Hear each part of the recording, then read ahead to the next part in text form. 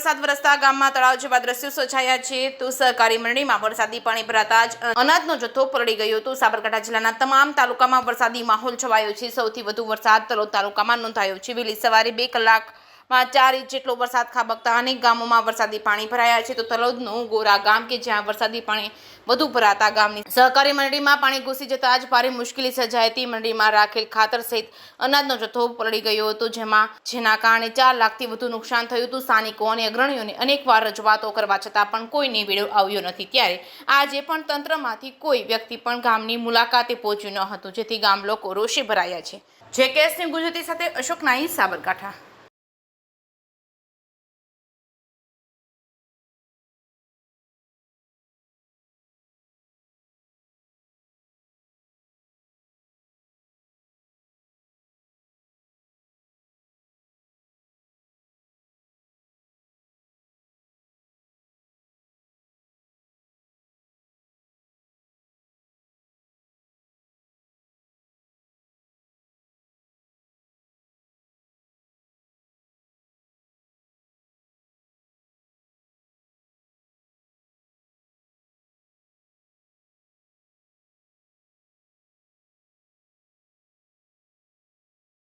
બોલો દાદા। હા, નમસ્કાર।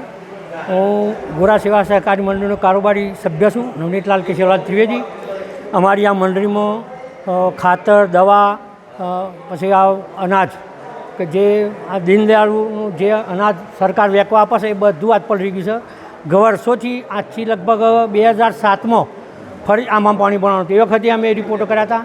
એમાં અમારા આઈકન પાઇપલાઈનો કરી, ગટર લાઈનો કરી, પણ ગટર લાઈનોનું પાણી, રસ્તાનું પાણી પાછું મંડળીમાં આવે ને એ રીતે એન્જિનિયરો બોલા આગળ કરીશું। અને આગળ પાછળ કોઈ પણ તાલુકાનો કે જિલ્લાનો વ્યક્તિ આવીને આ કાર્ય કેવું કર્યું, શું કર્યું, કેમ કર્યું એ જોવા આવ્યો નથી। આજ આ પરિસ્થિતિ આ લોકોની બેદરકારીના લીધે જ અમારી આ મંડળીની પરિસ્થિતિ વિકટ આવી ગઈ સાહેબ। એટલે નુકસાન લગભગ અમારી મંડળીમાં 4 લાખ ઉપર હશે। ખાતર પોતર બિયારણ આ તે બધું થઈને બધું પલળી ગયું। એટલે અમારે તકલીફ તો છે જ। અત્યારે ખેડૂતોને આ સમયમાં મારે ખાતર આપવું તો ક્યાંથી લઈને આપવું? એટલે મોટો ગરીબોનો અનાજ, સરકાર ગરીબોનો અનાજ આપે છે, અમે વેચીએ છીએ, પણ આ પરિસ્થિતિમાં ગરીબોને ક્યાંથી લઈને આપવું?